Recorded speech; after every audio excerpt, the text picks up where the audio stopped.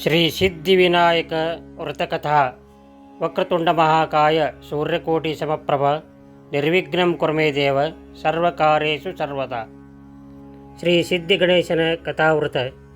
ಕೈಲಾಸವೆಂಬ ಪಟ್ಟಣದೊಳಗೆ ಪಾರ್ವತಿ ಪರಮೇಶ್ವರರು ವಿನೋದಕ್ಕಾಗಿ ಪಗಡೆಯ ಆಟವನ್ನು ಆಡುತ್ತಿದ್ದರು. ಯಾರು ಗೆಲ್ಲುತ್ತಾರೆ ಮತ್ತು ಯಾರು ಸೋಲುತ್ತಾರೆ ಎಂಬುದನ್ನು ನೋಡುವುದಕ್ಕಾಗಿ ಪಾರ್ವತಿಯು ಅನಂತವೆಂಬ ಗೊಂಬೆಯನ್ನು ಸೃಷ್ಟಿ ಮಾಡಿ ತಾವು ಆಡುತ್ತಿರುವ ಆಟದಲ್ಲಿ ಸೋತವರು ಯಾರು ಮತ್ತು ಗೆದ್ದವರು ಯಾರೆಂದು ನೋಡಿ ಹೇಳಬೇಕೆಂದು ಆಜ್ಞಾಪಿಸಿದಳು. ಪಗಡೆ ಆಡುತ್ತಿರುವಾಗ ಪಾರ್ವತಿಯು ಗೆಲ್ಲುತ್ತಿರಲು, ಪರಮೇಶ್ವರನು ಸೋಲುತ್ತಿರಲು, ಆಟವೆಲ್ಲವೂ ಮುಗಿದ ನಂತರ ಪಾರ್ವತಿಯು ನಾನು ಗೆದ್ದೆನು, ನೀವು ಸೋತಿರುವಿರಿ ಎನ್ನಲು ಪರಮೇಶ್ವರನು ಪಾರ್ವತಿಗೆ ನಾನು ಗೆದ್ದಿದ್ದೇನೆ, ನೀನು ಸೋತಿರುವಿ ಎಂದನು. ಅದಕ್ಕೆ ಪಾರ್ವತಿಯು ತಾನು ಆಜ್ಞೆಯಿತ್ತ ಅನಂತವೆಂಬ ಗೊಂಬೆಯನ್ನು ಕೇಳಿ ತಿಳಿಯುವುದು ಎಂದು ನಿರ್ಧರಿಸಿ ಅನಂತವೆಂಬ ಗೊಂಬೆಗೆ ಈ ಆಟದಲ್ಲಿ ಗೆದ್ದವರು ಯಾರು, ಸೋತವರು ಯಾರು, ನಿಜಸ್ಥಿತಿಯನ್ನು ಹೇಳು ಎಂದು ಆಜ್ಞಾಪಿಸಲು ಅದಕ್ಕೆ ಅನಂತನು ಮನಸ್ಸಿನಲ್ಲಿ ಆಲೋಚನೆ ಮಾಡುವಂಥವನಾದನು. ಅದೇನೆಂದರೆ, ಲೋಕದಲ್ಲಿ ಹೆಂಗಸರು ಗೆದ್ದರೆ ಗಂಡಸರಿಗೆ ಸೋತದ್ದಕ್ಕೆ ಅಪಹಾಸ್ಯಕ್ಕೆ ಕಾರಣವಾಗುವುದೆಂದು ಬಗೆದು ಪರಮೇಶ್ವರನು ಗೆದ್ದಿದ್ದಾನೆ, ಪಾರ್ವತಿಯು ಸೋತಿದ್ದಾಳೆ ಎಂದು ಸುಳ್ಳು ಹೇಳಿದನು. ಇದನ್ನು ಕೇಳಿ ಪಾರ್ವತಿಗೆ ಸಹಿಸಲಾರದಷ್ಟು ಕೋಪ ಬಂದು, ಆಟದಲ್ಲಿ ಸೋತವರಿಗೆ ಸೋತಿರುವಿರೆಂದು, ಗೆದ್ದವರಿಗೆ ಗೆದ್ದಿರುವಿರೆಂದು ಹೇಳದೆ ಸುಳ್ಳು ಹೇಳಿದ್ದಕ್ಕೆ ನಿನಗೆ ಪೂರ್ಣ ಕುಷ್ಠರೋಗ ಬರಲಿ ಎಂದು ಶಾಪ ಕೊಟ್ಟಳು. ಶಾಪಗ್ರಸ್ತನಾದ ಅನಂತವೆಂಬ ಗೊಂಬೆಯು ಕೈಲಾಸದಿಂದ ನರಳುತ್ತಾ ಉರುಳುತ್ತಾ ನರ್ಮದಾ ನದಿಯ ದಂಡೆಗೆ ಬಂದು ಬಿದ್ದಿತು. ಅಲ್ಲಿ ದೇವಕನ್ಯೆಯರು ಮತ್ತು ನಾಗಕನ್ಯೆಯರು ಶ್ರೀ ಸಿದ್ಧಿಗಣೇಶನ ವ್ರತ ಮಾಡುತ್ತಿದ್ದರು. ಅವರು ಆ ಗೊಂಬೆಯನ್ನು ನೋಡಿ, ಯಾರೋ ನರಮನುಷ್ಯ ಬಂದಿದ್ದಾನೆ, ನಾವು ಮಾಡತಕ್ಕ ಪೂಜಾ ಸಾಮಾನುಗಳನ್ನು ಮತ್ತು ದಾರವನ್ನು ಮುಚ್ಚಿಟ್ಟುಕೊಳ್ಳಿರಿ ಎಂದು ತಮ್ಮಲ್ಲೇ ಮಾತನಾಡ ಹತ್ತಿದರು. ಇದನ್ನು ಕೇಳಿ ಅನಂತವೆಂಬ ಗೊಂಬೆಯು, ಇಲ್ಲಮ್ಮ, ನಾನು ನಿಮ್ಮ ಹಾಗೆ ದೇವ ಮನುಷ್ಯನಿದ್ದೇನೆ, ಪಾರ್ವತಿಯ ಶಾಪದಿಂದ ಈ ರೀತಿಯಾಗಿದೆ. ಇದನ್ನು ಕೇಳಿದ ದೇವಕನ್ಯೆಯರಿಗೆ ಮತ್ತು ನಾಗಕನ್ಯೆಯರಿಗೆ ಕನಿಕರ ಉಂಟಾಯಿತು. ಅನಂತವೆಂಬ ಗೊಂಬೆಯು ದೇವಕನ್ಯೆ ಮತ್ತು ನಾಗಕನ್ಯೆಯರನ್ನು ಕುರಿತು, ನೀವು ಮಾಡತಕ್ಕ ವ್ರತವು ಯಾವುದು, ಏತಕ್ಕೋಸ್ಕರ ಮಾಡುತ್ತಿರುವಿರಿ ಎಂಬುದನ್ನು ತಿಳಿಸಿರಿ. ಅದನ್ನು ಕೇಳಿ ನಾಗಕನ್ಯೆ ಮತ್ತು ದೇವಕನ್ಯೆಯರು, ನಿನಗೋಸ್ಕರವಾಗಿ ಹೇಳುತ್ತೇವೆ, ಲಕ್ಷ್ಯವಿಟ್ಟು ಕೇಳಿ ತಿಳಿದುಕೊಳ್ಳುವಂಥವನಾಗು ಎಂದು ಹೇಳಿ ಆ ವ್ರತವನ್ನು ಮತ್ತು ಫಲಗಳನ್ನು ಹೇಳುತ್ತಾರೆ. ವಿದ್ಯೆಯಿಲ್ಲದವರಿಗೆ ವಿದ್ಯೆಯನ್ನು ದಯಪಾಲಿಸುತ್ತಾನೆ, ಮನಃಶಾಂತಿಯನ್ನು ದಯಪಾಲಿಸುತ್ತಾನೆ, ಇದರಲ್ಲಿ ಯಾವ ಸಂಶಯವೂ ಇಲ್ಲ.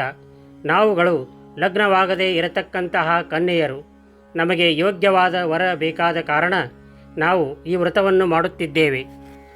ಇದೇ ಸಂದರ್ಭದಲ್ಲಿ ನೀನು ಕೂಡ ಈ ವ್ರತವನ್ನೇ ಆಚರಿಸುವಂಥವನಾಗು, ಅದರಿಂದ ನೀನು ಪಾರ್ವತಿಯ ಶಾಪದಿಂದ ವಿಮೋಚನೆಯಾಗುತ್ತಿ, ಇದರಲ್ಲಿ ಯಾವ ಸಂಶಯವೂ ಇಲ್ಲ ಎಂದು ಹೇಳಿ ಶ್ರೀ ಸಿದ್ಧಿವಿನಾಯಕನ ವ್ರತವನ್ನು ಮಾಡುವ ವಿಧಾನವನ್ನು ಅನಂತವೆಂಬ ಗೊಂಬೆಗೆ ಹೇಳುವಂಥವರಾದರು. ಭಾದ್ರಪದ ಮಾಸದಲ್ಲಿ ಚವತಿಯ ದಿವಸ ವ್ರತಕ್ಕೆ ತಂದು ಶ್ರೀ ಗಣೇಶನನ್ನು ಮಾಡಿ 21 ಕರಕಿ ಪತ್ರಿ, 21 ಹೂವು, 21 ಮಂತ್ರಾಕ್ಷತೆ ಮತ್ತು 21 ಎಳೆ ದಾರದಿಂದ ಒಂದೇ ಮನಸ್ಸಿನಿಂದ 21 ದಿವಸಗಳವರೆಗೆ ವ್ರತ ಮಾಡಿ ಸಕ್ಕರೆಯನ್ನಾಗಲಿ ಆಕಳ ಹಾಲನ್ನಾಗಲಿ ಶ್ರೀ ಸಿದ್ಧಿಗಣೇಶನಿಗೆ ನೈವೇದ್ಯ ಮಾಡಬೇಕು. 21ನೇ ದಿವಸ ಆಕಳ ಹಾಲು, ಆಕಳ ಮೊಸರು, ಆಕಳ ತುಪ್ಪ, ಕಣಕ, ಬೆಲ್ಲ ಮತ್ತು ಕಡಲೆಬೇಳೆ ತಂದು 21 ಮೋದಕಗಳನ್ನು ಮಾಡಬೇಕು. ಅದರಲ್ಲಿ 1 ಮೋದಕ ಗಣಪತಿಗೆ, 10 ಮೋದಕ ಬ್ರಾಹ್ಮಣರಿಗೆ ಕೊಟ್ಟು 10 ಮೋದಕ ತಾವು ಸ್ವೀಕಾರ ಮಾಡಬೇಕು. ಹೀಗೆ ಯಾರು ಈ ವ್ರತವನ್ನು ನಿಯಮದಂತೆ ಮಾಡುತ್ತಾರೋ ಅವರಿಗೆ ಶ್ರೀ ಸಿದ್ಧಿಗಣೇಶನು ಒಲಿದು ಆಯುರಾರೋಗ್ಯವನ್ನು ಕೊಟ್ಟು ರಕ್ಷಿಸುವನು. ಹೀಗೆ ಈ ವ್ರತದ ಕಥೆಯನ್ನು ಮತ್ತು ಅದರಿಂದ ಬರತಕ್ಕ ಫಲಗಳನ್ನು ಅನಂತವೆಂಬ ಗೊಂಬೆಗೆ ದೇವಕನ್ಯೆಯರು ಮತ್ತು ನಾಗಕನ್ಯೆಯರು ಹೇಳಿದರು. ಶ್ರೀ ಸಿದ್ಧಿಗಣೇಶನ ಮಹಿಮೆಯನ್ನು ಕೇಳಿ ತಾನೂ ಕೂಡ 21 ದಿವಸ ಶ್ರೀ ಸಿದ್ಧಿಗಣೇಶನ ವ್ರತ ಮಾಡುವುದರೊಳಗಾಗಿ ಪಾರ್ವತಿಯ ಶಾಪದಿಂದ ಬಂದಿರತಕ್ಕಂತಹ ಕುಷ್ಠರೋಗ ಪೂರ್ಣ ಹೋಗಿ ಮೊದಲಿನ ನಿರ್ಮಲ ದೇಹ ಬಂದಿತು. ಅವನು ಪಾರ್ವತಿಯ ಎದುರಿಗೆ ಬಂದು ನಿಂತನು. ಇದೇನಪ್ಪ, ನೀನು ಹೀಗೆ ಹೇಗೆ ಆದೆ? ನಾನೇ ನಿನಗೆ ಶಾಪ ಕೊಟ್ಟಿದ್ದೆ, ಅದು ಹೇಗೆ ವಿಮೋಚನೆ ಆಯಿತು? ಅದಕ್ಕೆ ಅನಂತನು, ತಾಯಿ, ಏನು ಹೇಳಲಿ? ನಿನ್ನ ಶಾಪದಿಂದ ನರಳುತ್ತಾ ಉರುಳುತ್ತಾ ನರ್ಮದಾ ನದಿಯ ದಂಡೆಗೆ ಹೋಗಿ ಬಿದ್ದೆ. ಅಲ್ಲಿ ದೇವಕನ್ಯೆಯರು ಮತ್ತು ನಾಗಕನ್ಯೆಯರು ಶ್ರೀ ಸಿದ್ಧಿವಿನಾಯಕನ ವ್ರತವನ್ನು ಮಾಡುತ್ತಿದ್ದರು. ಅವರಿಂದ ನಾನು ಈ ವ್ರತವನ್ನು ಹೇಗೆ ಮಾಡಬೇಕೆಂದು ಕೇಳಿ ತಿಳಿದುಕೊಂಡೆನು. ಈ ವ್ರತವನ್ನು 21 ದಿವಸ ಆಚರಿಸಿದೆನು. ಈ ವ್ರತದ ಪ್ರಭಾವದಿಂದ ನನ್ನ ಕುಷ್ಠರೋಗದ ದೇಹ ಹೋಗಿ ಸುವರ್ಣ ದೇಹ ಬಂದಿತು ಎಂದು ಹೇಳಿದನು. ಅದನ್ನು ಕೇಳಿ ಪಾರ್ವತಿಯು, ಆ ವ್ರತವನ್ನು ಹೇಗೆ ಮಾಡಬೇಕು, ನನಗೂ ವಿವರವಾಗಿ ಹೇಳು, ನಾನೂ ಆ ವ್ರತವನ್ನು ಮಾಡುತ್ತೇನೆ.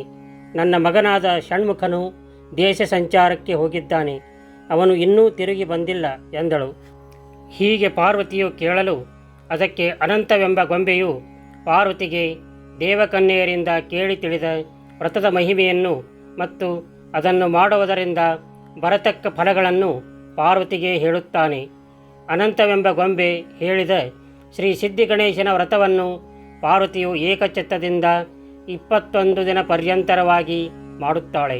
21ನೇ ದಿನ ಪೂಜೆ ಮುಗಿಯುವುದರೊಳಗಾಗಿ ದೇಶ ಸಂಚಾರಕ್ಕಾಗಿ ಹೋದಂತಹ ಷಣ್ಮುಖನು ಬಂದು ಪಾರ್ವತಿ ಎದುರಿಗೆ ನಿಲ್ಲುತ್ತಾನೆ. ಆಗ ಪಾರ್ವತಿಯು, ಇದೇನಪ್ಪ, ನನ್ನ ಕಾರ್ಯವು ಸಿದ್ಧಿಯಾಯಿತು ಎಂದಾಗ ಷಣ್ಮುಖನು ಅದೇನೆಂದು ಕೇಳಲು ಪಾರ್ವತಿಯು, ನಿನ್ನ ವೃತ್ತಾಂತವನ್ನು ತಿಳಿಯುವುದಕ್ಕೋಸ್ಕರ ದೇವಕನ್ಯೆಯರು ಅನಂತವೆಂಬ ಗೊಂಬೆಗೆ ಹೇಳಿದ ಶ್ರೀ ಸಿದ್ಧಿಗಣೇಶನ ವ್ರತವನ್ನು ಅವನಿಂದ ಕೇಳಿ ತಿಳಿದುಕೊಂಡು ನಾನು 21 ದಿನದ ಆ ವ್ರತವನ್ನು ಆಚರಿಸಿದೆನು. ಆ ವ್ರತದ ಪ್ರಭಾವದಿಂದ ನೀನು ಈ ಹೊತ್ತಿಗೆ ನನ್ನ ಎದುರಿಗೆ ಬಂದು ನಿಂತಿರುವಿ ಎಂದು ಹೇಳಿದಳು. ಅದನ್ನು ಕೇಳಿ ಷಣ್ಮುಖನಿಗೆ ಸಂತೋಷವಾಯಿತು. ತಾಯಿ, ಆ ವ್ರತವನ್ನು ಹೇಗೆ ಮಾಡಬೇಕು ಎಂದು ನನಗೂ ಹೇಳು. ನನ್ನ ಸ್ನೇಹಿತನೊಬ್ಬನು ಅನ್ನವಿಲ್ಲದೆ ವಸ್ತ್ರವಿಲ್ಲದೆ ತಿರುಗಾಡುತ್ತಿದ್ದಾನೆ.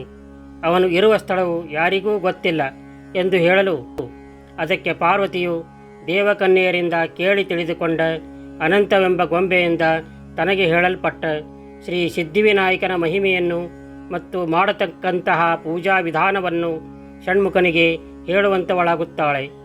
ತನ್ನ ತಾಯಿಯಿಂದ ಕೇಳಿ ತಿಳಿದ ಶ್ರೀ ಸಿದ್ಧಿಗಣೇಶನ ವ್ರತವನ್ನು ನಿಷ್ಠೆಯಿಂದ 21 ದಿವಸ ಆಚರಿಸುವುದರೊಳಗಾಗಿ ಆತನ ಸ್ನೇಹಿತನು ಬಂದು ಎದುರಿಗೆ ನಿಂತನು. ಆತನು ಷಣ್ಮುಖನಿಗೆ, ಇದೇನು ನಿನ್ನ ಕಾರ್ಯ ಎಂದು ಕೇಳಲು ಷಣ್ಮುಖನು ತನ್ನ ತಾಯಿಯಿಂದ ಕೇಳಿ ತಿಳಿದ ಶ್ರೀ ಸಿದ್ಧಿಗಣೇಶನ ವ್ರತವನ್ನು ಮತ್ತು ಮಾಡತಕ್ಕಂತಹ ಪೂಜಾ ವಿಧಾನವನ್ನು ತನ್ನ ಸ್ನೇಹಿತರಿಗೂ ಹೇಳಿದನು. ಇದನ್ನು ಕೇಳಿದ ಆ ಸ್ನೇಹಿತನು ಶ್ರೀ ಸಿದ್ಧಿಗಣೇಶನ ವ್ರತ ಮಾಡಲಿಕ್ಕೆ ಗತಿಯಿಲ್ಲದ್ದರಿಂದ ಚಿಂತೆ ಹಿಡಿದವನಾಗಿ ಒಂದು ಬಾವಿಯ ದಂಡೆಯ ಮೇಲೆ ಮಲಗಿಕೊಂಡನು. ಅಲ್ಲಿಯೇ ಹತ್ತಿರದಲ್ಲಿ ಅತ್ತೆ ಮತ್ತು ಸೊಸೆಯರು ಗುಡಿಸಲು ಕಟ್ಟಿಕೊಂಡು ವಾಸವಾಗಿದ್ದರು. ಅತ್ತೆಯು ಸೊಸೆಗೆ, ತೋಟಕ್ಕೆ ಹೋಗಿ ಕಾಯಿಪಲ್ಲೆ ತೆಗೆದುಕೊಂಡು ಬಾ ಎಂದು ಹೇಳಿದಳು. ಅದಕ್ಕೆ ಸೊಸೆಯು, ತೋಟದೊಳಗೆ ಏನು ಇದೆ ಎಂದು ತರಲಿ? ನಮ್ಮ ತೋಟ ಒಣಗಿ ಹೋಗಿದೆ, ಬಾವಿ ಬತ್ತಿ ಹೋಗಿದೆ, ತೋಟದೊಳಗೆ ಯಾವ ಪದಾರ್ಥವೂ ಇಲ್ಲ ಎಂದು ಬಹಳ ದುಃಖದಿಂದ ಹೇಳಿದಳು. ಇದನ್ನು ಕೇಳಿ ಅತ್ತೆಯು ಮನಸ್ಸಿನಲ್ಲಿಯೇ ಚಿಂತೆ ಹಿಡಿದವಳಾಗಿ, ಗಡ್ಡೆ ಗೆಣಸು ತೆಗೆದುಕೊಂಡು ಬಾರಮ್ಮ, ಇವತ್ತಿನ ದಿವಸಕ್ಕಾದರೂ ಆಗಲಿ ಎಂದು ಹೇಳಿದಳು. ಆಗ ಸೊಸೆಯು ಒಂದು ಬುಟ್ಟಿಯನ್ನು ತೆಗೆದುಕೊಂಡು ತೋಟಕ್ಕೆ ಬಂದು ನೋಡುತ್ತಾಳೆ. ತೋಟ ತುಂಬಿ ನಂದನವನವಾಗಿದೆ, ಬಾವಿ ತುಂಬಿ ಸೂಸಲಿಕ್ಕೆ ಹತ್ತಿದೆ. ಅವಳಿಗೆ ಆಶ್ಚರ್ಯವಾಯಿತು. ತಾನು ದಾರಿ ತಪ್ಪಿ ಯಾರದೋ ತೋಟಕ್ಕೆ ಬಂದಿರುವೆನೋ ಹೇಗೆ ಎಂದು ಭ್ರಮೆಗೊಂಡು ಹಾರುತ್ತಾ ಕುಣಿಯುತ್ತಾ ಹಣ್ಣು ಹಂಪಲು ಕಾಯಿಪಲ್ಯ ತೆಗೆದುಕೊಂಡು ನೀರು ಕುಡಿದು ಬೇಗನೆ ಬಾವಿಯ ದಂಡೆಗೆ ಬಂದಳು. ಅಲ್ಲಿ ಒಬ್ಬ ಸತ್ಪುರುಷನು ಮಲಗಿದ್ದನು. ಅವನನ್ನು, ಇಲ್ಲಿ ಯಾಕೆ ಮಲಗಿರುವಿರಿ ಎಂದು ಕೇಳಿದಾಗ ತನ್ನ ವೃತ್ತಾಂತವನ್ನೆಲ್ಲ ಹೇಳಿ ಶ್ರೀ ಸಿದ್ಧಿಗಣೇಶನ ವ್ರತವನ್ನು ತಾನು ಮಾಡಬೇಕೆಂದು ಮಾಡಿದ್ದು ಹಣ ಇಲ್ಲದ್ದಕ್ಕೆ ಇಲ್ಲಿ ವಿಚಾರ ಮಾಡುತ್ತಾ ಮಲಗಿದ್ದೇನೆಂದು ಹೇಳಿದನು. ಅದನ್ನು ಕೇಳಿ ಆ ಸೊಸೆಯು ಸಂತೋಷಗೊಂಡು ಆ ವ್ರತವನ್ನು ಹೇಗೆ ಮಾಡಬೇಕು ಮತ್ತು ಆ ವ್ರತವನ್ನು ಮಾಡಲಿಕ್ಕೆ ಯಾವ ಸಾಮಾನು ಬೇಕು ಎಂದು ಕೇಳಲು ಅದಕ್ಕೆ ಸತ್ಪುರುಷನು, ಷಣ್ಮುಖನು ತನಗೆ ಹೇಳಿದ ಶ್ರೀ ಸಿದ್ಧಿಗಣೇಶನ ಪೂಜೆ ಮಾಡಲಿಕ್ಕೆ ಹಾಲು, ಮೊಸರು, ತುಪ್ಪ, ಕಣಕ, ಬೆಲ್ಲ, ಕಡಲೆಬೇಳೆ ಮುಂತಾದ ಪದಾರ್ಥಗಳು ಬೇಕು ಎಂದು ಹೇಳಿದನು. ಇದನ್ನು ಕೇಳಿ ತಿಳಿದುಕೊಂಡು ಆ ಸೊಸೆಯು ತನ್ನ ಮನದೊಳಗೆ ನಿಶ್ಚಯ ಮಾಡಿಕೊಂಡು ತಲೆಯ ಮೇಲೆ ಭಾರವಾದ ಬುಟ್ಟಿಯನ್ನು ಹೊತ್ತುಕೊಂಡು ಮನೆಗೆ ಬಂದು, ಅತ್ತೆ ಅತ್ತೆ, ಬುಟ್ಟಿ ಭಾರವಾಗಿದೆ, ಇಳಿಸಿಕೋ ಎಂದು ಪುನಃ ಪುನಃ ಹೇಳಿದಳು. ಅದಕ್ಕೆ ಅತ್ತೆಯು, ಇದೇನಮ್ಮ, ನೀನು ನನ್ನ ಕೂಡ ಹಾಸ್ಯ ಮಾಡುತ್ತಿರುವೆಯಾ ಎಂದು ಕೇಳಿದಳು. ಅದಕ್ಕೆ ಸೊಸೆಯು, ಇಲ್ಲಮ್ಮ, ನಿಜಕ್ಕೂ ಭಾರವಾಗಿದೆ, ಇಳಿಸಿಕೋ ಎಂದು ಪುನಃ ಹೇಳಿದಳು. ಅತ್ತೆಯು ಮನೆಯಿಂದ ಹೊರಗೆ ಬಂದು ನೋಡುತ್ತಾಳೆ. ಬುಟ್ಟಿ ತುಂಬ ಹಣ್ಣು ಕಾಯಿಪಲ್ಲೆ ತುಂಬಿರುತ್ತವೆ. ತನ್ನ ಕಣ್ಣುಗಳನ್ನು ತಾನೇ ನಂಬದಾದ ಸ್ಥಿತಿಯಲ್ಲಿ ಅವಳು ಬುಟ್ಟಿಯನ್ನು ತಲೆಯ ಮೇಲಿನಿಂದ ಇಳಿಸಿ, ಹೀಗೆ ಹೇಗೆ ಆಯಿತು? ನೀನು ಇಲ್ಲಿಂದ ಹೋಗುವಾಗ ಬಾವಿ ಬರಿದಾಗಿದೆ, ತೋಟ ಒಣಗಿ ಹೋಗಿದೆ, ತೋಟದಲ್ಲಿ ಪದಾರ್ಥ ಇಲ್ಲ ಎಂದಿದ್ದೆ. ಆದರೆ ಹೀಗೆ ಹೇಗಾಯಿತು? ನನಗೆ ಎಲ್ಲವನ್ನೂ ಸವಿಸ್ತಾರವಾಗಿ ಹೇಳು ಎಂದು ಅತ್ತೆಯು ಕೇಳಲು, ಸೊಸೆಯು, ನಮ್ಮ ತೋಟದ ಬಾವಿಯ ಮೇಲೆ ಒಬ್ಬ ಸತ್ಪುರುಷನು ಮಲಗಿದ್ದಾನೆ. ಅವನು ಶ್ರೀ ಸಿದ್ಧಿಗಣೇಶನ ವ್ರತ ಮಾಡಬೇಕಾಗಿದೆ. ಆದರೆ ಆ ವ್ರತವನ್ನು ಮಾಡಲು ಗತಿಯಿಲ್ಲದೆ ಚಿಂತೆಯಿಂದ ಮಲಗಿದ್ದಾನೆ. ಆತನ ಮಹಿಮೆಯಿಂದ ಇಷ್ಟೆಲ್ಲ ಆಗಿದೆ ಎಂದು ಹೇಳಿದಳು. ಆಗ ಅತ್ತೆಯು, ಆ ಸತ್ಪುರುಷನನ್ನು ಕರೆದುಕೊಂಡು ಬಾ, ಅವನಿಗೆ ಶ್ರೀ ಸಿದ್ಧಿಗಣೇಶನ ಪೂಜೆ ಮಾಡಲಿಕ್ಕೆ ಬೇಕಾದ ಸಾಮಾನುಗಳನ್ನು ಕೊಡೋಣವೆಂದು ಒಳಗೆ ಹೋಗಿ ನೋಡುತ್ತಾಳೆ. ಹಾಲಿನ ಪಾತ್ರೆಯಲ್ಲಿ ಹಾಲು ತುಂಬಿದೆ, ತುಪ್ಪದ ಪಾತ್ರೆಯಲ್ಲಿ ತುಪ್ಪ ತುಂಬಿದೆ, ಮೊಸರಿನ ಪಾತ್ರೆಯಲ್ಲಿ ಮೊಸರು ತುಂಬಿದೆ. ಇದನ್ನು ನೋಡಿ ಅತ್ತೆಗೆ ಪರಮಾಶ್ಚರ್ಯವಾಯಿತು. ಸೊಸೆಯು ಆ ಸತ್ಪುರುಷನನ್ನು ಕರೆದುಕೊಂಡು ಬಂದು ಆತನಿಗೆ ಪೂಜೆ ಮಾಡಲಿಕ್ಕೆ ಬೇಕಾದ ಪದಾರ್ಥಗಳನ್ನು ಕೊಟ್ಟು ಆತನಿಂದ 21 ದಿನ ಶ್ರೀ ಸಿದ್ಧಿಗಣೇಶನ ವ್ರತ ಮಾಡಿಸಿ ಬ್ರಾಹ್ಮಣರಿಗೆ ಮತ್ತು ಮುತ್ತೈದೆಯರಿಗೆ ಊಟಕ್ಕೆ ಹಾಕಿ ಬಹಳ ಸಂಭ್ರಮದಿಂದ ವ್ರತವನ್ನು ನೆರವೇರಿಸಿ ಪ್ರಸಾದವನ್ನು ಸ್ವೀಕಾರ ಮಾಡಿದರು. ಎಲ್ಲರೂ ಸಂತೋಷದಲ್ಲಿ ಮೈಮರೆತಿರಲು ಹೊರಗಡೆ ಭಜನೆ, ಓಲಗದ ಸಪ್ಪಳ ಕೇಳಿಸತೊಡಗಿತು. ಆಗ ಎಲ್ಲರೂ ಇದೇನೆಂದು ನೋಡಲು ಹೊರಗಡೆ ಬಂದರು. ಅತ್ತೆಯು ಸಂಭ್ರಮದಿಂದ ಬರತಕ್ಕ ಆ ಮೆರವಣಿಗೆಯನ್ನು ನಿರೀಕ್ಷಿಸುತ್ತಿದ್ದಾಗ ಅಲ್ಲಿ ನಿಂತ ಒಬ್ಬನನ್ನು, ಅಯ್ಯ, ಏನು ಸಮಾಚಾರ? ಇಷ್ಟು ಜನ ಏಕೆ ಸೇರಿದ್ದಾರೆ? ಏತಕ್ಕೋಸ್ಕರ ಈ ಮೆರವಣಿಗೆ ನಡೆಯುತ್ತಿದೆ ಎಂದು ಕೇಳಲು, ಅದಕ್ಕೆ ಆ ಮನುಷ್ಯನು, ಅಮ್ಮ, ನಿನಗೆ ಗೊತ್ತಿಲ್ಲವೇ? ಈ ಊರಿನ ರಾಜನು ಕಾಲವಾಗಿರುತ್ತಾನೆ. ಆತನ ಉತ್ತರಾಧಿಕಾರಿಗಳು ಯಾರೂ ಇರುವುದಿಲ್ಲ. ಕಾರಣ ಆನೆಯ ಸೊಂಡಿಲಿನಲ್ಲಿ ಹೂವಿನ ಹಾರವನ್ನು ಕೊಟ್ಟಿರುತ್ತಾರೆ. ಆನೆಯು ಯಾರ ಕೊರಳಿಗೆ ಮಾಲೆಯನ್ನು ಹಾಕುತ್ತದೆಯೋ ಅವರನ್ನೇ ಆ ಊರಿನ ರಾಜನನ್ನಾಗಿ ಮಾಡಬೇಕೆಂದು ಮೆರವಣಿಗೆ ನಡೆಸಿದ್ದಾರೆ ಎಂದು ಹೇಳುವಷ್ಟರಲ್ಲಿಯೇ ಮಾಲೆಯನ್ನು ಹಿಡಿದಿರತಕ್ಕಂತಹ ಆನೆಯು ಆಚೆ ಈಚೆ ನೋಡದೆ ಆ ಮನೆಯ ಎದುರಿಗೆ ಬಂದು ಷಣ್ಮುಖನ ಸ್ನೇಹಿತನ ಕೊರಳಿಗೆ ಆ ಮಾಲೆಯನ್ನು ಹಾಕಿತು. ಎಲ್ಲರೂ ಜಯಘೋಷಣೆ ಮಾಡಲಾರಂಭಿಸಿದರು. ಮಹಾರಾಜನಿಗೆ ಜಯವಾಗಲಿ, ಇಂದಿನಿಂದ ಈತನೇ ನಮ್ಮ ಮಹಾರಾಜನೆಂದು ಜಯಘೋಷಣೆ ಮಾಡುತ್ತಾ ಆತನನ್ನು ಅಂಬಾರಿಯ ಮೇಲೆ ಕೂಡಿಸಿಕೊಂಡು ಮೆರವಣಿಗೆ ಮೂಲಕ ರಾಜಭವನಕ್ಕೆ ಕರೆದುಕೊಂಡು ಹೋಗಿ ಸಿಂಹಾಸನದ ಮೇಲೆ ಕೂಡಿಸಿ ಪಟ್ಟಾಭಿಷೇಕವನ್ನು ಮಾಡಿ ರಾಣಿಯನ್ನು ತಂದು ಲಗ್ನ ಮಾಡಿದರು. ರಾಜ ಮತ್ತು ರಾಣಿಯನ್ನು ಮುಕ್ತ ಕಂಠದಿಂದ ಹೊಗಳುತ್ತಾ ರಾಜನಿಂದ ಸಂಭಾವನೆಗಳನ್ನು ಸ್ವೀಕರಿಸಿ ತಮ್ಮ ತಮ್ಮ ಮನೆಗಳಿಗೆ ತೆರಳುವಂತವರಾದರು. ಇತ್ತ ರಾಜನು ರಾಣಿಗೆ, ಹೇ ರಾಣಿಯೇ, ಕೇಳು, ನಾನು ಈ ಹಿಂದೆ ಶ್ರೀ ಸಿದ್ಧಿಗಣೇಶನ ವ್ರತ ಮಾಡಿದ್ದರಿಂದ ನನಗೆ ಇಂತಹ ಪದವಿಯು ಬಂದಿರುತ್ತದೆ. ಆದ್ದರಿಂದ ನೀನೂ ಕೂಡ ಈ ವ್ರತವನ್ನು ಮಾಡುವವಳಾಗು ಎನ್ನಲು, ಅದಕ್ಕೆ ರಾಣಿಯು, ಹಿಂಡಿ ಕನ್ನಿಕೆಯಂತೆ ಮೋದಕವನ್ನೇಕೆ ತಿನ್ನಲಿ, ಕಷ್ಟರೂಪನ ಹಗ್ಗವನ್ನು ನಾನೇಕೆ ಕಟ್ಟಿಕೊಳ್ಳಲಿ ಎಂದು ಉಲ್ಲಂಘನೆ ಮಾಡಿದಳು. ಅದಕ್ಕೆ ರಾಜನು, ನಿನ್ನ ಇಷ್ಟ ಬಂದ ಹಾಗೆಯೇ ಮಾಡಿಕೋ ಎಂದು ಹೇಳಿ ಅಲ್ಲಿ ನಿಲ್ಲದೆ ಹೊರಟು ಹೋದನು. ಅದೇ ದಿನ ರಾತ್ರಿ ರಾಜನ ಕನಸಿನಲ್ಲಿ ಶ್ರೀ ಸಿದ್ಧಿಗಣೇಶನು ಕಾಣಿಸಿಕೊಂಡು, ಹೇ ರಾಜನೇ, ನಿನಗೆ ರಾಣಿ ಬೇಕೋ ರಾಜ್ಯ ಬೇಕೋ ಎಂದು ಕೇಳಲು ರಾಜನು, ಹೇ ಸ್ವಾಮಿ, ನನಗೆ ರಾಜ್ಯ ಬೇಕು, ರಾಣಿ ಬೇಕಿಲ್ಲ ಎಂದನು. ಅದಕ್ಕೆ ಶ್ರೀ ಸಿದ್ಧಿಗಣೇಶನು, ಹಾಗಾದರೆ ನಿನ್ನ ರಾಣಿಯನ್ನು ಕಣ್ಣು ಕಟ್ಟಿ ಅಡವಿಯಲ್ಲಿ ಬಿಟ್ಟು ಬಾ ಎಂದನು. ಅದಕ್ಕೆ ರಾಜನು, ಹೇಗೆ ಬಿಟ್ಟು ಬರಲಿ ಎಂದು ಕೇಳಿದನು. ಆಗ ಸಿದ್ಧಿವಿನಾಯಕನು, ನಾಳೆ ವನಭೋಜನಕ್ಕೆಂದು ಹೇಳಿ ಬಂಧು ಜನರನ್ನು ಕರೆದುಕೊಂಡು ಹೋಗು. ಆಗ ಎಲ್ಲರದು ಊಟವಾದ ಮೇಲೆ ರಾಣಿಗೆ ನಿದ್ದೆ ಬರುತ್ತದೆ. ಆಗ ಅವಳನ್ನು ಅಲ್ಲಿಯೇ ಬಿಟ್ಟು ಬಾ ಎಂದು ಹೇಳಿ ಅಂತರ್ಧಾನನಾದನು. ಮರುದಿನ ರಾಜನು ವನಭೋಜನಕ್ಕೆಂದು ತನ್ನ ರಾಣಿ ಹಾಗೂ ಪರಿವಾರ ಸಮೇತ ಅಡವಿಗೆ ಬಂದನು. ಎಲ್ಲರೂ ಉಂಡು ತಿಂದು ಸುಖದಿಂದ ಮಾತನಾಡುತ್ತಿರಲು ರಾಣಿಗೆ ಗಾಢವಾದ ನಿದ್ದೆ ಬಂದಿತು. ಆಗ ರಾಜನು ರಾಣಿಯನ್ನು ಅಲ್ಲಿಯೇ ಬಿಟ್ಟು ಹೋಗುವಾಗ ಆತನಿಗೆ ಎಲ್ಲಿಲ್ಲದ ದುಃಖವು ಪ್ರಾಪ್ತವಾಯಿತು. 10 ಹೆಜ್ಜೆ ಮುಂದೆ 10 ಹೆಜ್ಜೆ ಹಿಂದೆ ತಿರುಗಿ ತಿರುಗಿ ನೋಡುತ್ತಾ ಭಾರವಾದ ಮನಸ್ಸಿನಿಂದ ತನ್ನ ರಾಜ್ಯವನ್ನು ತಲುಪಿದನು. ಇತ್ತ ರಾಣಿಯು ನಿದ್ದೆಯಿಂದ ಎಚ್ಚೆತ್ತು ನೋಡಲಾಗಿ ತನ್ನ ಜೊತೆಗೆ ಬಂದಿರತಕ್ಕಂತಹ ರಾಜನಾಗಲಿ ಪರಿವಾರವಾಗಲಿ ಕಾಣದ್ದರಿಂದ ಗಾಬರಿಗೊಳಗಾಗಿ ಅಳಲು ಪ್ರಾರಂಭಿಸಿದಳು. ಅಲ್ಲಿರುವ ಗಿಡ ಮರಗಳನ್ನು ಹಕ್ಕಿ ಪಕ್ಷಿಗಳನ್ನು ಅಂಗಲಾಚಿ ಬೇಡುವಂತವಳಾಗುತ್ತಾಳೆ. ಆಕೆ ಪತಿಹೀನತೆಯಿಂದ, ಹೇ ಸ್ವಾಮಿ, ನನ್ನನ್ನು ಹೇಗೆ ಇಂಥ ದಟ್ಟ ಅರಣ್ಯದಲ್ಲಿ ಬಿಟ್ಟು ಬಿಟ್ಟಿರಿ ಎಂದು ಆರ್ತನಾದ ಮಾಡುತ್ತಿರುವಾಗ ಅಲ್ಲಿಯೇ ಒಬ್ಬ ಗೋಸ್ವಾಮಿಯ ಮಠವಿತ್ತು. ಅದರಲ್ಲಿ ಒಬ್ಬ ಗೋಸ್ವಾಮಿಯು ವಾಸವಾಗಿದ್ದನು. ಆತನು ಇಂತಹ ದಟ್ಟ ಅರಣ್ಯದಲ್ಲಿ ಯಾರದೋ ಸ್ತ್ರೀ ಧ್ವನಿಯು ಕೇಳಿ ಬರುತ್ತಿದೆ, ಇಲ್ಲಿ ಯಾರು ಇರಬಹುದು ಎಂದು ನೋಡಲಿಕ್ಕೆ ಹೊರಗೆ ಬಂದನು. ಅಷ್ಟರಲ್ಲಿ ಅಲ್ಲಿ ಬರುತ್ತಿದ್ದ ರಾಣಿಯನ್ನು ಕುರಿತು, ತಾಯಿ, ನೀನು ಯಾರು? ಇಲ್ಲಿ ಒಬ್ಬಳೇ ಬರಲು ಕಾರಣವೇನು ಎಂದು ಕೇಳಲು, ಅದಕ್ಕೆ ರಾಣಿಯು, ಏನು ಹೇಳಲಿ ಪೂಜ್ಯರೇ, ನಾನು ರಾಣಿ ಇದ್ದೇನೆ. ರಾಜನು ನನ್ನನ್ನು ಬಿಟ್ಟು ಹೋಗಿದ್ದಾನೆ. ನಾನು ಯಾವ ಅಪರಾಧವನ್ನು ಎಸಗಿರುವೆನೋ ತಿಳಿಯಲಿಲ್ಲ ಎಂದು ಹೇಳಲು, ಆ ಗೋಸ್ವಾಮಿಯು, ಬಾ ಅಮ್ಮ, ನನ್ನ ಮನೆಯಲ್ಲಿ ಇರು, ನನ್ನ ಮಗಳ ಹಾಗೆ ನಿನ್ನನ್ನು ಪೋಷಣೆ ಮಾಡುತ್ತೇನೆ ಎಂದು ರಾಣಿಗೆ ಸಮಾಧಾನವನ್ನು ಹೇಳಿ ತನ್ನ ಮನೆಯಲ್ಲಿ ಇರಿಸಿಕೊಂಡನು. ಮರುದಿನ ಗೋಸ್ವಾಮಿಯು ಭಿಕ್ಷೆಗೆ ಹೋದಾಗ ದಿನನಿತ್ಯ ಹುಟ್ಟುವ ಭಿಕ್ಷೆಯೂ ಕೂಡ ಹುಟ್ಟಲಿಲ್ಲ. ನಿನಗೇನು ಹಾಕಲಿ, ನಾನೇನು ತಿನ್ನಲಿ, ಇದೇ ಚಿಂತೆಯಿಂದ ಮನೆಗೆ ಬಂದೆನಮ್ಮ ಎಂದು ಹೇಳುತ್ತಿರಲು ರಾಣಿಯು ಬಹಳ ದುಃಖದಿಂದ ಅಳಲು ಪ್ರಾರಂಭಿಸಿದಳು. ಆಗ ಗೋಸ್ವಾಮಿಯು, ಅಮ್ಮ, ಅಳಬೇಡ, ಇದಕ್ಕೆಲ್ಲ ಏನು ಕಾರಣ?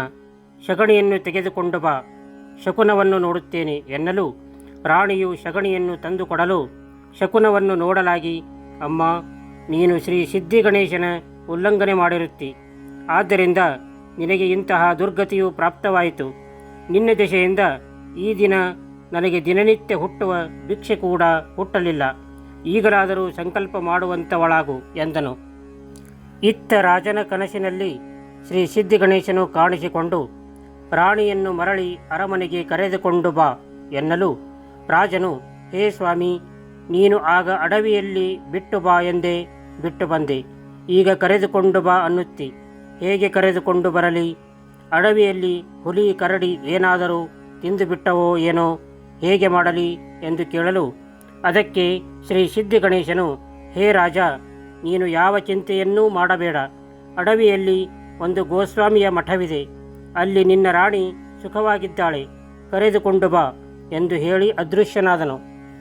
ಅದೇ ಪ್ರಕಾರ ರಾಜನು ನಸುಕಿನಲ್ಲಿ ತನ್ನ ಪರಿವಾರ ಸಮೇತ ರಾಣಿಯನ್ನು ಕರೆದುಕೊಂಡು ಬರಲು ಗೋಸ್ವಾಮಿಯ ಮಠಕ್ಕೆ ಬಂದನು. ಅಲ್ಲಿ ಗೋಸ್ವಾಮಿಯು ರಾಜನು ಬಂದಿದ್ದನ್ನು ಕಂಡು ತನ್ನನ್ನು ಹಿಡಿಯಲಿಕ್ಕೆ ಬಂದಿದ್ದಾನೆಂದು ತಿಳಿದು ಹೆದರಿ ಓಡಲಿಕ್ಕೆ ಪ್ರಾರಂಭಿಸಿದನು. ಅದಕ್ಕೆ ರಾಜನು ಅವನಿಗೆ ಅಭಯವನ್ನು ನೀಡಿದನು. ಆತನಿಗೆ, ನನ್ನ ರಾಣಿಯನ್ನು ಕಳಿಸಿಕೊಡಪ್ಪ ಎಂದನು. ಅದಕ್ಕೆ ಗೋಸ್ವಾಮಿಯು, ಹೇ ರಾಜ, ನಿನ್ನ ಹೆಂಡತಿಯನ್ನು ಇಷ್ಟು ದಿವಸ ನನ್ನ ಮನೆಯಲ್ಲಿ ನನ್ನ ಮಗಳ ಹಾಗೆ ಸಾಕಿದ್ದೇನೆ. ನಾನು ಹೇಗೆ ಕಳಿಸಿಕೊಡಲಿ? ಬಹಳ ದುಃಖವಾಗುತ್ತದೆ. ಉಪಾಯವಿಲ್ಲ. ಹೆಣ್ಣು ಮಕ್ಕಳು ಎಂದಾದರೂ ಗಂಡನ ಮನೆಗೆ ಹೋಗಲೇಬೇಕಲ್ಲವೇ? ನನ್ನ ಮನೆಯಲ್ಲಿ ಹರಕು ಮುರುಕು ರೊಟ್ಟಿಯಿವೆ, ಕಟ್ಟಿಕೊಡುತ್ತೇನೆ, ನಿನ್ನ ಜೊತೆಗೆ ಕರೆದುಕೊಂಡು ಹೋಗು ಎಂದು ರಾಣಿಯನ್ನು ಬಹಳ ದುಃಖ ತುಂಬಿದ ಹೃದಯದಿಂದ ಕಳಿಸಿಕೊಟ್ಟನು. ಗೋಸ್ವಾಮಿಯಿಂದ ಬೀಳ್ಕೊಂಡ ರಾಜನು ರಾಣಿಯ ಸಮೇತ ಬರುತ್ತಿರುವಾಗ ದಾರಿಯಲ್ಲಿ ಒಂದು ಸುಂದರವಾದ ಬಾವಿಯು ಕಾಣಲು ರಾಜನು ರಾಣಿಗೆ, ನಿನ್ನ ತಂದೆ ಕೊಟ್ಟ ಬುತ್ತಿಗಂಟನ್ನು ಬಿಚ್ಚು, ಇಬ್ಬರೂ ಕೂಡಿ ಊಟ ಮಾಡಿಕೊಂಡು ಹೋಗೋಣ ಎಂದನು. ಅದಕ್ಕೆ ರಾಣಿಯು, ಹೇ ಸ್ವಾಮಿ, ನನ್ನ ತಂದೆಗೆ ನಿಮಗೆ ಕೊಡುವ ಯೋಗ್ಯತೆ ಎಲ್ಲಿಂದ ಬರಬೇಕು ಎನ್ನಲು, ಅದಕ್ಕೆ ಏನೂ ಅಭ್ಯಂತರವಿಲ್ಲ, ಕೊಡು, ನನಗೆ ಬಹಳ ಹಸಿವೆಯಾಗುತ್ತಿದೆ ಎಂದಾಗ ರಾಣಿಯು ಗಂಟು ಬಿಚ್ಚಿ ನೋಡುತ್ತಾಳೆ. ಹರುಕು ಮುರುಕು ರೊಟ್ಟಿ ಹೋಗಿ ಪಂಚಾಮೃತವಾಗಿದೆ. ಆಗ ಎಲ್ಲರೂ ಶ್ರೀ ಸಿದ್ಧಿಗಣೇಶನ ಮಹಿಮೆಯನ್ನು ಕೊಂಡಾಡಿದರು. ಅರಮನೆಗೆ ಬಂದ ನಂತರ ಶ್ರೀ ಸಿದ್ಧಿಗಣೇಶನನ್ನು ಸಿಂಹಾಸನದ ಮೇಲೆ ಕೂಡಿಸಿ ಮುತ್ತೈದೆಯರಿಗೆ ದಾನ ಧರ್ಮಗಳನ್ನು ಕೊಟ್ಟು, ನಮ್ಮ ರಾಜ್ಯದಲ್ಲಿ ಯಾರು ಹಸಿದಿದ್ದಾರೋ ಮತ್ತು ಯಾರು ಬಳಲಿದ್ದಾರೋ ನೋಡಿಕೊಂಡು ಬನ್ನಿ ಎಂದು ರಾಣಿ ಹೇಳಲು, ಅದಕ್ಕೆ ಮಂತ್ರಿಯು ಊರ ತುಂಬ ನೋಡಲಾಗಿ ಎಲ್ಲರೂ ಉಂಡು ತಿಂದು ಸುಖದಿಂದ ಇದ್ದರು. ಊರ ಹೊರಗೆ ಒಬ್ಬ ಬಡ ಬ್ರಾಹ್ಮಣನ ಹೆಂಡತಿ ಅಳುತ್ತಾ ಕುಳಿತಿದ್ದಳು. ಅಲ್ಲಿಗೆ ಮಂತ್ರಿಯು ಬಂದು, ಅಮ್ಮ, ರಾಣಿಯು ಶ್ರೀ ಸಿದ್ಧಿಗಣೇಶನ ಪೂಜೆಯನ್ನು ಮಾಡುತ್ತಾಳೆ, ತಾವು ಬರಬೇಕೆಂದು ಮಹಾರಾಣಿಯವರ ಅಪ್ಪಣೆಯಾಗಿದೆ ಎಂದನು. ಅದಕ್ಕೆ ಆ ಬ್ರಾಹ್ಮಣನ ಹೆಂಡತಿಯು, ಹೇಗೆ ಬರಲಿ ಮಂತ್ರಿಗಳೇ, ನನ್ನ ಗಂಡನಿಗೆ ಕಾಯಿಲೆ ಜೋರಾಗಿದೆ, ಈಗಲೋ ಆಗಲೋ ಪ್ರಾಣ ಹೋಗುವ ಹಾಗಿದೆ. 7 ಮಕ್ಕಳು ಕಾರಾಗೃಹ ಸೇರಿದ್ದಾರೆ, 7 ಕೊಪ್ಪರಿಗೆ ಹೊನ್ನು ಸಮುದ್ರದಲ್ಲಿ ಬಿದ್ದಿದೆ ಎಂದಳು. ಆಗ ರಾಣಿಯು ಶ್ರೀ ಸಿದ್ಧಿಗಣೇಶನ ಪೂಜೆ ಮಾಡಲು ತಿಳಿಸಿ ಶ್ರೀ ಸಿದ್ಧಿಗಣೇಶನ ಮಂತ್ರಾಕ್ಷತೆಯನ್ನು ಅವಳ ಕೈಯಲ್ಲಿ ಹಾಕಿದಳು. ಅವಳು ಆ ವ್ರತವನ್ನು ಮಾಡುವುದರೊಳಗಾಗಿ ಆಕೆಯ ಗಂಡನಿಗೆ ಕಾಯಿಲೆ ಕಡಿಮೆಯಾಗಿ ಶ್ರೀ ಸಿದ್ಧಿಗಣೇಶನ ಮಹಿಮೆಯಿಂದ 18 ವರ್ಷ ಪ್ರಾಯದವನಾದನು. 7 ಜನ ಮಕ್ಕಳು ಕಾರಾಗೃಹದಿಂದ ಬಿಡುಗಡೆಯಾಗಿ ಬಂದರು. 7 ಕೊಪ್ಪರಿಗೆ ಹೊನ್ನು ಕೈ ಸೇರಿತು. ಹೀಗೆ ಬಡ ಬ್ರಾಹ್ಮಣನ ಸಂಸಾರ ರಾಣಿಯ ಮೂಲಕ ಚಿಗುರಿದ ನಂದನವನವಾಯಿತು. ಈ ಕಥೆಯನ್ನು ತಪ್ಪದೆ ರವಿವಾರ, ಮಂಗಳವಾರ, ಗುರುವಾರ ಯಾರು ಹೇಳುತ್ತಾರೋ, ಯಾರು ಕೇಳುತ್ತಾರೋ ಅವರಿಗೆ ಶ್ರೀ ಸಿದ್ಧಿಗಣೇಶನು ಒಲಿದು ಅವರಿಗೆ ಸಕಲ ಇಷ್ಟಾರ್ಥಗಳನ್ನು ಕೊಟ್ಟು ರಕ್ಷಿಸುವನು. ಈ ವಿಡಿಯೋ ನಿಮಗೆ ಇಷ್ಟವಾಗಿದ್ದರೆ ಲೈಕ್ ಮಾಡಿ, ಶೇರ್ ಮಾಡಿ, ನಿಮ್ಮ ಅನಿಸಿಕೆಗಳನ್ನು ಕಾಮೆಂಟ್ ಬಾಕ್ಸ್ನಲ್ಲಿ ಬರೆಯಿರಿ ಮತ್ತು ಹೊಸದಾಗಿ ನೋಡುತ್ತಿರುವವರು ಸಬ್ಸ್ಕ್ರೈಬ್ ಮಾಡಿ. ಧನ್ಯವಾದಗಳು.